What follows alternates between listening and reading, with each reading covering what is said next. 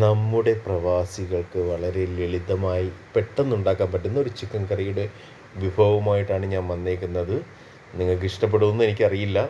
ചോറും കൂട്ടി കഴിക്കാനൊക്കെ നല്ല സംഭവമാണ്. അതിന് വേണ്ട സാധനങ്ങളെന്ന് വെച്ചാൽ 1 കിലോ ചിക്കൻ നന്നായിട്ട് കഴുകി വൃത്തിയാക്കി വെക്കുക.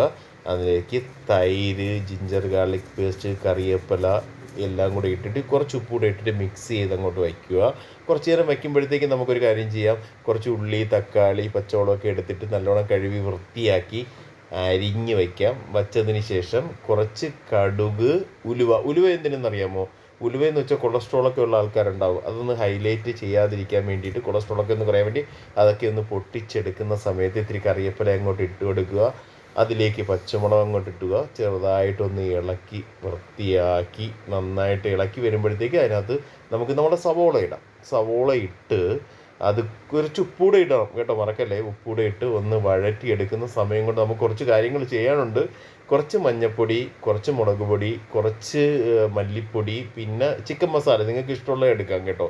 അത് എല്ലാം കൂടി ഇട്ടിട്ട് ഒരു പാനിലോട്ട് ഇട്ടിട്ട് കുറച്ച് എണ്ണ ഒഴിച്ചിട്ട് അതൊന്ന് ജസ്റ്റ് ഒന്ന് മൂപ്പിച്ചെടുക്കുന്നത് നല്ലതാണ്. എന്ന് വെച്ചാൽ ടേസ്റ്റ് ഒന്ന് കൂടാൻ വേണ്ടിയിട്ടാണ് അങ്ങനെ ചെയ്യുന്നത്.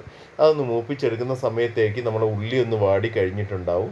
അതൊന്ന് വാടി കഴിയുമ്പോഴത്തേക്ക് അതിനകത്ത് നമുക്ക് തക്കാളി ഇടാം. തക്കാളി ഇട്ടിട്ട് അതും കൂടെ ഒന്ന് നന്നായിട്ട് മിക്സ് ചെയ്ത് വഴറ്റി നമുക്കത് പരുവാക്കിയെടുക്കാം. അപ്പോഴത്തേക്ക് തക്കാളി എല്ലാം റെഡിയായി ഇരിക്കുമ്പോഴത്തേക്ക് നമ്മളെ മസാല റെഡി ആയിട്ടുണ്ടാവും. അത് ഇതിനകത്താണ് അങ്ങോട്ട് ഇട്ട് കൊടുക്കുക.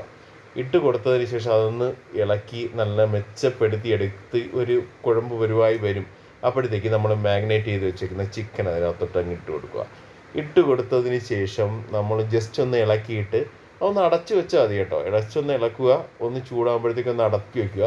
കുറച്ചൊന്ന് തിളച്ച് കഴിയുമ്പോഴത്തേക്ക് അതിനകത്ത് 2-3 തുള്ളി കറിവേപ്പില അങ്ങോട്ട് ഇട്ട് കൊടുക്കുക. കറിവേപ്പില ഇടുന്നത് എന്തിനാന്ന് വെച്ചാൽ എണ്ണയൊക്കെ ഒന്ന് കയറി വരുന്നത് നല്ലതാണ്. അതൊക്കെ കഴിഞ്ഞ് ഒന്ന് അടച്ചു വെച്ചിട്ട് എടുത്തു കഴിഞ്ഞാൽ നമ്മളെ ചിക്കൻ കറി റെഡിയാണ്. ഒരുപാട് ജോലിയൊന്നുമില്ല കേട്ടോ. അതിൽ ഇഷ്ടമുള്ളവർക്ക് മല്ലിയിലയൊക്കെ ഇടാം. എനിക്ക് മല്ലിയില ഇഷ്ടമുണ്ട്. കട്ട് ചെയ്തൊക്കെ ഇട്ട് നല്ല സെറ്റാക്കി എടുത്തിട്ടുണ്ട്. നിങ്ങളൊന്ന് ഉണ്ടാക്കി നോക്കിയിട്ട് നിങ്ങളൊന്ന് ട്രൈ ചെയ്ത് നോക്കൂ. പെട്ടെന്ന് ഉണ്ടാക്കാൻ പറ്റും കേട്ടോ. ഒരുപാട് സാധനമൊന്നും വേണ്ട.